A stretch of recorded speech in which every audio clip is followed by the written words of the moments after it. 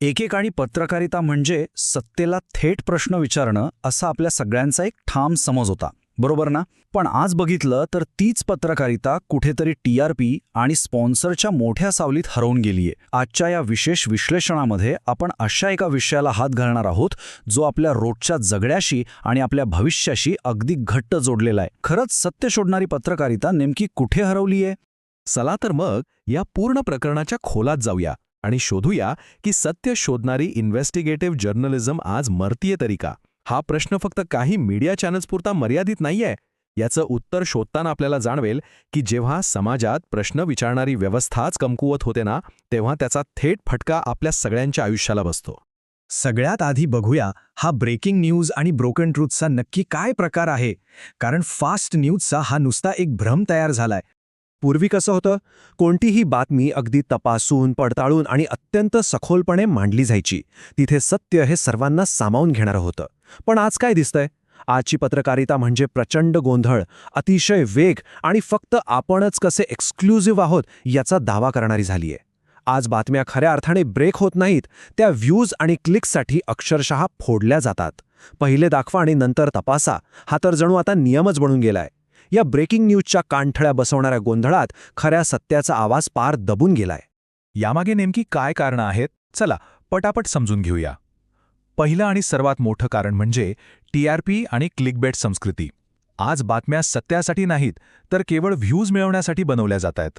Investigative stories तयार करायला वेळ, मेहनत आणि पैसा लागतो, पण आज फास्ट न्यूजला महत्त्व आहे. दुसरं कारण म्हणजे कॉर्पोरेट आणि राजकीय दबाव. मोठी मीडिया हाऊस आता व्यवसाय झालेत जिथे सत्य उघड करण्यापेक्षा फायद्याच्या रिलेशनशिप जपणं जास्त महत्त्वाचं मानलं जातं. तिसरं म्हणजे सोशल मीडियावरील मिसइन्फॉर्मेशन. इथे फेक न्यूज इतक्या वेगाने पसरते की खरी बातमी त्यात गाडलीच जाते. आणि सर्वात महत्त्वाचा मुद्दा, पत्रकारांची सुरक्षा. सत्य उघड करणाऱ्या पत्रकारांना अनेकदा धमक्या आणि खटल्यांचा सामना करावा लागतो, कधीकधी तर जीवही गमवावा लागतो. अशा स्थितीत इन्व्हेस्टिगेटिव्ह जर्नलिझम हा धाडसाचा नाही तर सर्व्हायव्हलचा प्रश्न बनलाय. आता तुम्ही विचार कराल की याचा आपल्यावर काय परिणाम होतो? जेव्हा व्यवस्था खऱ्या प्रश्नांकडे दुर्लक्ष करते तेव्हा केवळ विचारांचीच नाही तर प्रत्यक्ष श्वासांचीही घुसमट होऊ लागते.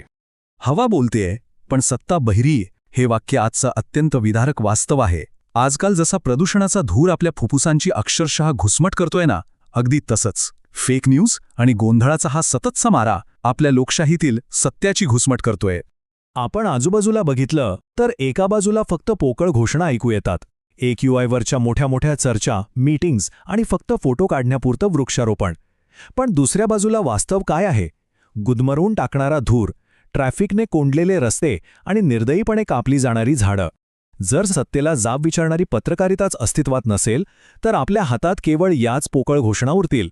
खऱ्या उपायांसाठी कोणीही पाठपुरावा करणारच नाही. आणि गंमत बघा, हे फक्त मीडियाच्याच बाबतीत नाहीये.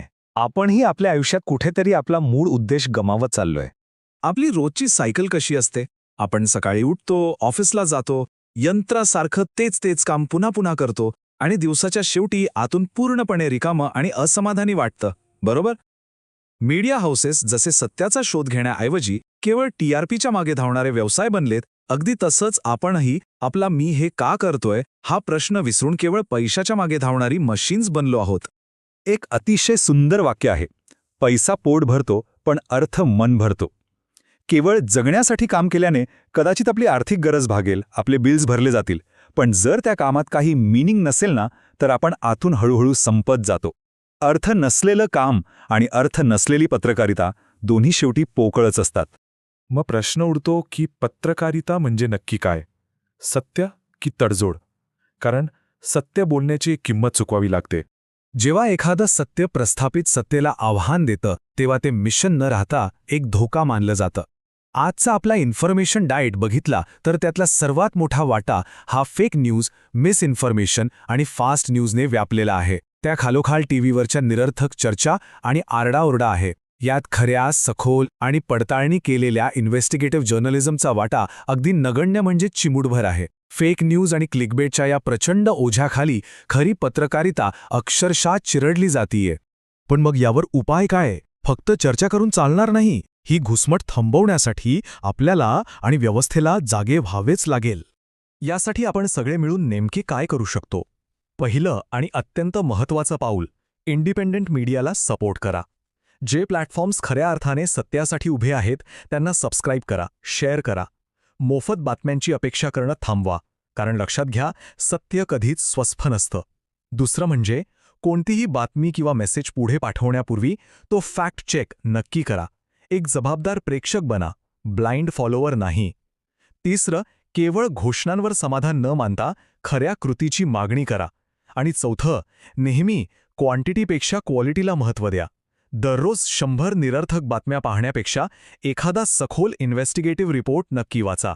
शेवटी पत्रकारितेकडे एक प्रोफेशन म्हणून नाही तर मिशन म्हणून बघण्याची नितांत गरज आहे, जिथे TRPपेक्षा सत्याची निवड केली जाते. आणि सगळ्यात महत्त्वाचं म्हणजे जे पत्रकार स्वतःचा जीव धोक्यात घालून अवघड प्रश्न विचारतात त्यांच्यासाठी सरकारने भक्कम सुरक्षा कायदे बनवायलाच हवेत, जेणेकरून सत्य सांगणाऱ्यांना कोणाचीही आणि कसलीही भीती वाटणार नाही. एक अतिशय कठोर वास्तव आपण सर्वांनी कायम लक्षात ठेवलं पाहिजे. जर इन्व्हेस्टिगेटिव्ह जर्नलिझम मरली तर लोकशाही फक्त नावापुरती उरेल. ज्या क्षणी आपण सत्तेला प्रश्न विचारणं थांबवतो त्याच क्षणी सत्य कायमचं आपल्या हातून निसटून जातं. आणि म्हणूनच जाता जाता हा एक अत्यंत महत्त्वाचा विचार, लोकशाही जिवंत ठेवण्यासाठी आपण काय करू शकतो? सत्य शोधण्याची आणि ते पसरवण्याची जबाबदारी केवळ पत्रकारांची नाही, तर ती आपल्या सगळ्यांची आहे. यावर